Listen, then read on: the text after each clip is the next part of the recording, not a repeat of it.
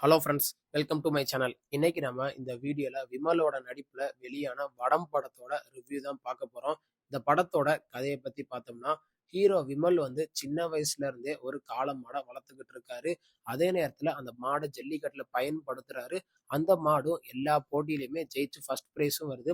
அதனால டென்ஷன் ஆன நம்ம நட்டி வந்து எப்படியாவது இந்த மாட நம்ம கைப்பற்றி ஆகணும்னு முடிவு பண்றாரு. அதனால சில சம்பவமும் பண்ண ஆரம்பிக்கிறாரு.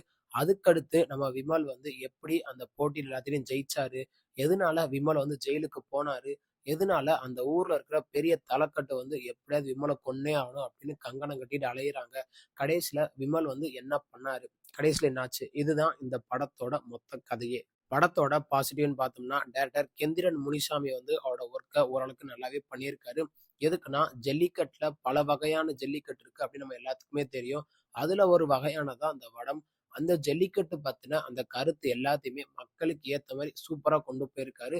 ஜல்லிக்கட்டு எப்படி நடக்கும்? அதோட சம்பிரதாயம் என்ன?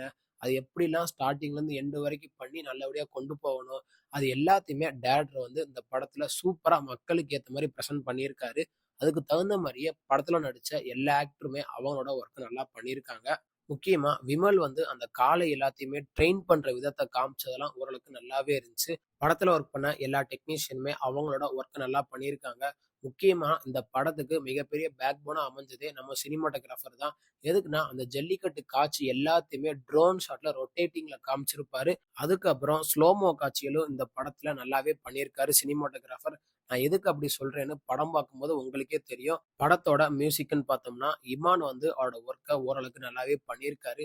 படத்துல பாட்டு வந்து பெருசா கேட்கிற அளவுக்கு ஒர்த்தா இல்ல. ஆனா பேக்ரவுண்ட் ஸ்கோர் வந்து உண்மையிலேயே வேற லெவல்ல இருந்துச்சு. எதுக்குன்னா, அந்த காள மாட்டுக்கும், அந்த ஜல்லிக்கட்டு நடக்கிற அந்த சீன காமிச்சதுக்கும் பேக்ரவுண்ட் ஸ்கோர் உண்மையிலேயே சூப்பரா இருந்துச்சு. வில்லேஜ் ஸ்டைல்ல சூப்பரா போட்டிருக்காரு மியூசிக் டைரக்டர் இமான். படத்துல டைரக்டர் வந்து மக்களுக்கு ஏத்த மாரி சில கருத்துக்களையும் வச்சிருக்காரு. என்னதான் நம்ம போட்டி பொறாமையா இருந்தாலும், கடைசி வரைக்கும் நம்ம சொந்தம் தான் கை கொடுக்கும் அப்படின்னு சொல்ற அந்த காட்சியா இருக்கட்டும்.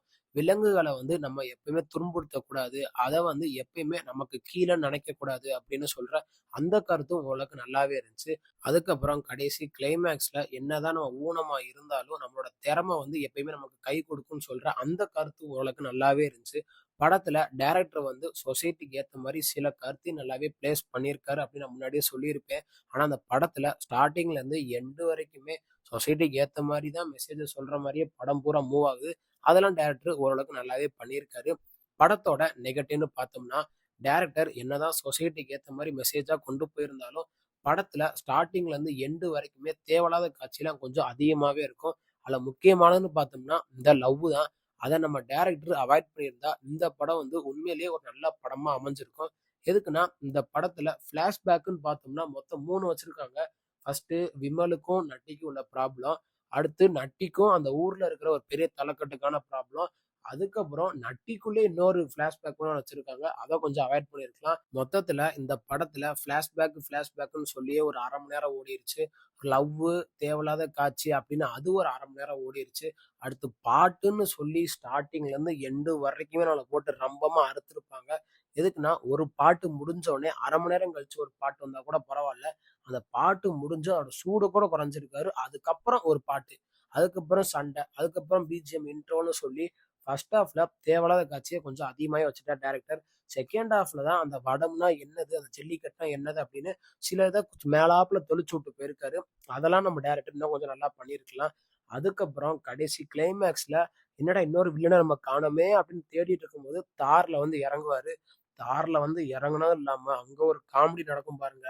ஐய்யய்யோ! அதெல்லாம் பார்க்கவே முடியல. எதுக்குன்னா, அந்த அளவுக்கு கடைசி கிளைமேக்ஸ மொக்க பண்ணி வச்சிருப்பாங்க. அந்த காளமாடு ஜெயிக்கிறவரோட விட்டிருந்தா கூட, இந்த படம் கிளைமேக்ஸ் ஓரளவுக்கு நல்லா அமைஞ்சிருக்கும்.